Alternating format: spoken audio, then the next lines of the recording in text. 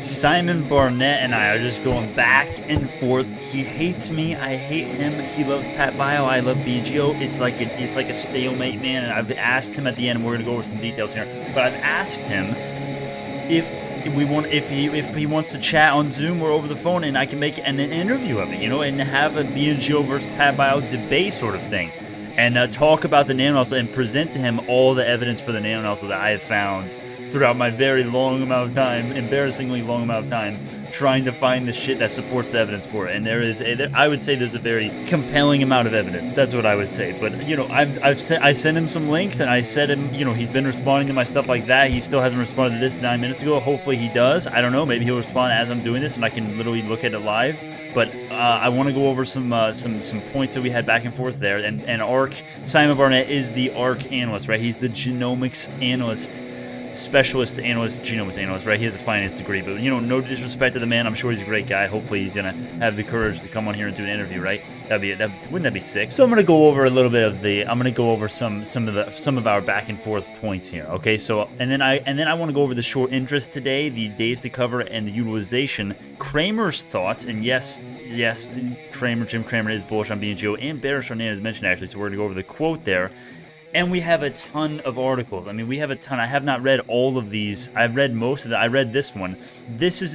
I love the news today, and I'm yet to confirm if we have new Saphyr adoptions here. I think we do, though. I could be wrong. Don't quote me on that. I think we have a few new Saphyr adoptions today, though, as well. At least announced today. I don't know if it's going to be, if they were...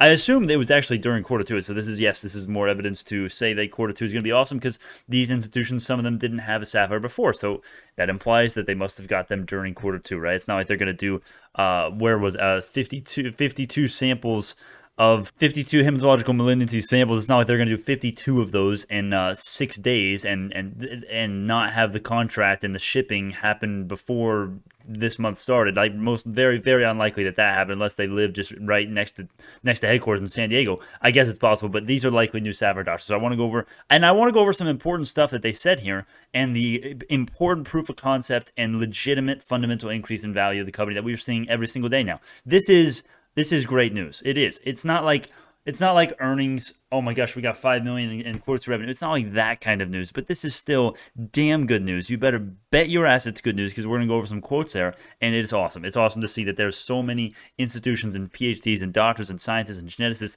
literally just verifying and confirming all of my opinions, which is that the Saphyr is better than everything else in the world at what it does, which is greater than 500 BP detection. Simple as it gets. All right, so I also want to go over the actual studies themselves. We only can read a little bit of it because I have to, you have to buy it, but we're gonna read what we can there, along with this one, and what's going on with ARC, and what's going on with Simon Barnett's thing here. And we'll go over my portfolio, how many shares I added today, if I added. Yes, I added. Okay, come on, of course I added. How could I not add? We're down like 4% today. We have such great news. Yes, I added, of course, and we're gonna go over how many shares and maybe some brief price action stuff. So starting off with Simon Barnett and the tweets and the back and forth. I'm starting to see so many of these company comparison charts, right? So he's obviously talking about this right here. This is what happened over the weekend, and he doesn't like this. He's like, it's easy to look good when you're picking the categories. And I said, Saphyr is better than everything else in the world at greater than 500 base pair detection. That's a fact. What do you say to this? And the reason why I said this, I should have been more articulate there. I should have said, we're better than anything else in the world at greater than 500 base pair detection by any category. You pick the categories, man. We're better than them. Okay, any of them, right? To my understanding, I'm not a scientist. I'm not a geneticist. I could be wrong on anything. Okay, I could be wrong on anything. I've been wrong this week and last week. My short-term predictions have been literally shit. Okay, I could be wrong on this, but to my understanding, we're cheaper, we're cost-effective, less hands-on time, higher throughput, more accurate, and more variant class detection. And what I'm talking about there, and let me actually explain what I'm talking about when I say that. Okay, I'm no doctor, I'm no scientist, but what I understand is the basics, and this is pretty simple. If we go down right here, okay, boom, there you go. Here's your variant classes. Okay, look at it. It's simple. OGM with Saphyr and BNGO. It detects the most of them. The only one we don't detect is LOH and SNV. Okay, and this is not even none of this is sequencing stuff. The single nucleotide variations. Those are the sequencers. Those are not greater than 500 base pair detection. Karyotype and fish CMA. You can see none of them can do that. Yet BioNano will soon be able to do that. Maybe with the nanopores adding to the nanochannels, with the quote that the CEO said we may be able to do that with a recent patent that was issued. That's literally a quote from the CEO. LOH detection, we're working on it. We're just better than these guys. So that's what I don't know if Simon Barnett fully I don't know if there's something I'm missing. I don't know if it's something that he's missing. Okay, so that's just my take. And then, I'm not going to go over every tweet here, but what I will say is the very end here, right? This is what I think we could literally be doing. You could be seeing one of my videos. Hopefully it would be the one thing we need for the channel to do well. Literally an interview style debate thing with Pat BIOL versus BNGO, Simon Barnett, ARK analyst versus me, just a random guy on the internet, literally. That's done way too much research and still doesn't understand everything about the company, but I understand enough, I think, to represent us. I hope. So that is what hopefully that can happen. And we're still waiting on his reply, obviously, but that's kind of what happened. I gave him my take. I gave him the nano nozzle stuff, right? He's asking me about I was talking about the nano nozzles, nanopores, and he's saying, what do you argue for? A single device capable of analyzing single base modifications all the way up to large SVs with accuracies exceeding 99%. Would be very powerful, but that's currently what exists, long read sequencing. And I'm saying no, that's not at all what I'm talking about, like not even close. I'm arguing for the new device, which according to the CEO, it could be a key step to solving one of the main limitations of nanopore sequencing. Now, I don't know about you, but solving one of the main limitations of nanopore sequencing, that doesn't sound like being concordant with current long read sequencing. That sounds like fixing a main limitation, as the quote says, right? So simple as it gets, man. It's just a misunderstanding. Hey, not everybody has time to go and do hours of digging through patents, which most of them are pointless, right? Not everyone goes and has a document here full of all the patents and everything that we have, right? If you just go to nano nozzle here, this is the most important patent maybe ever for nano nozzle, right? Literally, it's the nano channel nanopore device. I don't know if he has access to this. Luckily, I was able to send him both of these documents. Hopefully, he's going to go over them and discuss with me and actually respond. Hopefully, he hasn't responded in a while. Usually, he's been responding like this until I send him all the information. Now hopefully he's reading it over and reading this shit and talking to, and hopefully right now he's calling Kathy and be like, holy shit, we missed something. This guy just showed me the documents. They're nano nozzles gummy, baby. Let's go all in. And then boom, tomorrow 20% green, right? ARK is in. But okay, I wouldn't be surprised if that happens, to be honest with you, because here's the thing. This is irrefutable evidence. There is a fact of BioNano and the nano nozzle, and it's that the CEO has already said exactly what I put right here. Okay, this quote right here is exactly what the truth is. Okay, we believe it could be a key step. We believe could be a key step to solving one of the main limitations of nanopore sequencing. While commercialization of this technology not yet on the roadmap, right? That's not good. Well, guess what? The upcoming patent allows us to confidently evaluate strategies for beginning that process. So inherently, based on that, there's an implication they want to begin that process, and they are going to be able to. And this was last year. Given the last couple last job listings, dude, they're in the works. And if you know about this thing right here, this is 2016.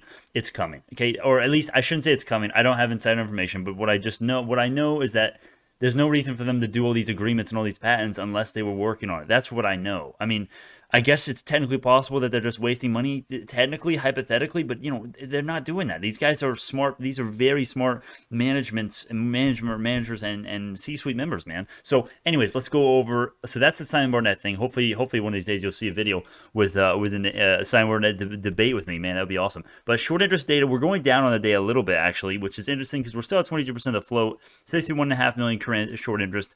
One of the first days that the short interest has not increased in the last week or two. One of the only days. So that's interesting. The short squeeze is still completely possible. And this is one of the only days we have more return shares than borrow shares. So very interesting.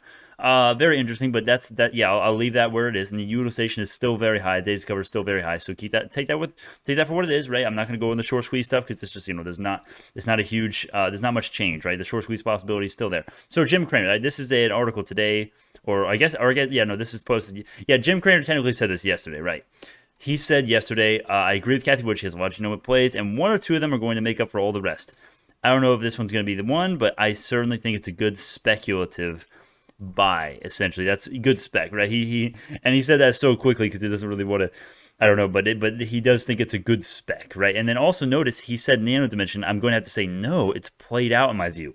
That just tells you he doesn't like stocks and companies just based on their names. He likes them because he actually likes the business, right? And you know that because Nano Dimension, a lot of people like Nano Dimension. A lot of people like him and they think it's a great company. He doesn't think so. And that just tells you he's picky. Or I guess it could mean he's stupid. But I don't know. Make your own opinion. But this tells you he doesn't just say every company he sees is good. So maybe that means having a quote like this, a good spec on BioNano from Cramer, is maybe worth a little bit more than you maybe realized before. Hopefully you got something out of that. We have several articles and studies and publications here talking about finding results for optical mapping, and basically all of the same of them. We're not going to do this one, but basically if you just read this right here, this is all you need to know, right? This is the actual official PR that we released today, back-to-back publications in the American Journal of Human Genetics, yada yada. And it's comparing optical genome mapping to traditional methods, which would be FISH, CMA, karyotyping, FragX, Southern Blot, maybe some other crappy ones. But those are the main three. The CMA, FISH, karyotyping, those are the main ones. And basically, I want to read a couple quotes here. So 2 advantages, and this one is from the Radboud University Medical Center. This was a recent one. This just happened, right? So if we look right here, 2 advantages, right? So 2 major advantages, we can now look at extremely long stretches of DNA. So there's fewer pieces needed to map the entire chromosome. It's faster and produces fewer errors, right? Less false positives. Furthermore, unlike the other techniques, we do not have to pre-process or manipulate the DNA. So we look at the real natural DNA. In short, what you see is what you get. Okay, it's just better. Okay, it's just better. It's automatic, objective, digital, right? Cytogenetics is it's just not. Cytogenetics is optical genome mapping for the taking. Okay, in short, that's what I would say. That, I mean, it's already, we already know for a fact. And also notice the sample size that they actually are doing here. This is 2 papers in the American Journal of Human Genetics. That's what the PR is talking about, right? The Human Genetics, the American Journal of Human Genetics, right? 85 samples from patients with a hereditary disorder, right? 85 samples.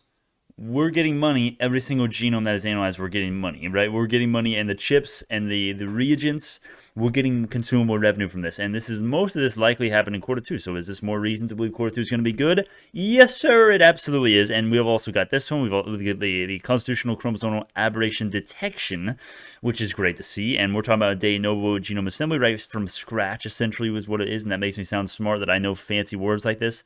I'm not a geneticist. I'm not a scientist. I understand the basics. But what I do realize is that very low resolutions of karyotyping makes it harder. And they say it right here. They've got lower resolution. They're more expensive. They're slower. They're not as accurate. There's more false positives in the other methods. Saphyr's better in every single way, right? It doesn't do it. It's not expensive compared to these other things. It's not inaccurate. It is the most accurate. Saphyr is the most accurate. And all of these things just reiterate this and prove it even more. And the fact that Simon Barnett is still not able to recognize that we have literally hundreds of publications and in scientists and PhDs literally legitimizing everything that we say when we say Saphyr is legit and it's got a real niche, especially with greater than 500 base pair SV detection. Yes, we've got a monopoly and there's no competition. And we don't have a monopoly. We don't have an actual monopoly, but we have no competition. Okay, no realistic competition in that space. And Simon Barnett, we'll see what he says. Still hasn't replied to me, so we'll see what he says. And with that being said, that's what I will leave you with. I ape language all these studies. What does this mean, Brandon? I read the article. I didn't understand any of it. This is what you need to understand. The specs of the Saphyr are better than the other methods, and all these articles prove that more, okay? If you don't understand the clinical research application, if you don't understand the FISH karyotyping array, like what is chromosomal microarray analysis, what is fluorescence in situ hybridization? I always mispronounce that. What do those methods mean? What you need to understand is that this is more proof that the Saphyr does what we think it does. And you can see that pretty clearly, right? And also look at this 52 hematological malignancy samples, right? It's just more samples. It's more consumable revenue, high samples, high volume. And let's actually, and before I forget here, I'm glad I scrolled down because I might have forgot the quote from the CEO. It's a little bit, it's okay. It's better than the last quote that we got in the China, the WeHealth Genetics or WeHealth Shanghai adoption. So let's go ahead and read this. BioNet is poised to substantially transform genetic analysis with optical genome mapping. These publications set the baseline for that transformation. I don't really know why he says this sets the baseline. We've already had the baseline. All of this is just people calling them up and emailing them and saying, hey, I want a Saphyr. We get more of those. We go, boom, stock price goes to 200. And anyone else that comes out, we go to 500, right? In the past, we have seen methods that replace legacy workflows by you being easier to implement and operate while providing a better result. So he talks about some examples, okay? Each of these innovations has result in more efficiency and substantially better health outcomes. And we believe optical genome mapping with our Saphyr system has the potential to similarly redefine structure variant analysis in genetics and cancer. The publications appearing today are an important step in that process. We are grateful to the study leaders and authors for their incredible work. My takeaway from this is that BioNet is poised to substantially transform genetic analysis with optical genome mapping. Simple as it gets, right? He's confident and he knows what the technology is. He knows what they have. He knows what they're working with, and he knows they're going to transform genetic analysis with it. Simple as it gets. So you love to see it. Now, talking about how I added today and what I traded. So I added about let's see exactly. I added about, I think it was like 100. Okay, so I added 130 shares today. Yeah, I added 100 shares today. Oh yeah, and then I sold one of my free stocks right there. Okay, so yeah, I bought 130 shares, and then my average price is about 625, 630. So 630s is probably my average price, 637 probably, something like that. And yeah, and I'm scooping up the dip here, right? I don't think you're going to see these prices for very long. Obviously, I wish I caught the 610 dip. I had an order in for 601 if we were going to hit that low, and I'm going to be continuing to add a fair amount if we continue to dip this hard. So talking about the technicals, there's just, I'm not going to go over the full technical analysis, but I just want to say the stochastic indicator on the daily right now, essentially it's as oversold as it's been pretty much in over a year, and we've recently started to go up a little bit. The K line is at least. And we're about to get the bullish cross. Actually, if we look at the 4 hourly, it's very similar. You're actually in bullish territory, but you're still very oversold, and you're just starting to get out of there. On the RSI on the 4 hourly, you're in golden territory, which means it's in a great buy zone. Right, last time you were this oversold, you were at $5 a share. Enough said, right? Enough said. Does that mean we're going to go up for sure tomorrow? No, it doesn't. But I think you pair these indicators together and the fundamentals and the high growth rubber band effect with the Nasdaq and high growth valuation disparity. In my opinion, you can watch a video I did on that a while if you're confused. Just look it up, Nasdaq valuation disparity, BNGO, or not BNGO, auspicious dissenT. But basically, I think this week, I don't think we're likely to go much lower. I mean, I guess we could see. I guess we could definitely go lower, right? Market crashes, market corrects, high growth goes lower. We could definitely go lower. But for me, I don't think it's extremely likely. And I've been way wrong on my predictions the last few weeks. Last week and this week, I've been way wrong. So, make your own opinion. I could be, I'm just some guy on the internet, right? Make your own opinions. Do what you need to do with your own money. But I don't think we're going to see these prices. I think a year from now, you're going to look at these prices and wish you bought them, right? I don't care if we go down another 10% from here or another 20% from here or go up 100% because nano nozzle drops tomorrow, okay? A year from now, 5 years from now, you're going to wish you accumulated a ton of shares. I don't know what's exactly coming, but I think if my fundamental analysis is at all even close to the same realm of what actually happens with the company, you're going to wish you added your entire life savings in this shit, even at $15.69. Okay, that's as simple as it gets in my opinion. Now, I could be wrong, make your own decisions, but let's go ahead and show off that portfolio.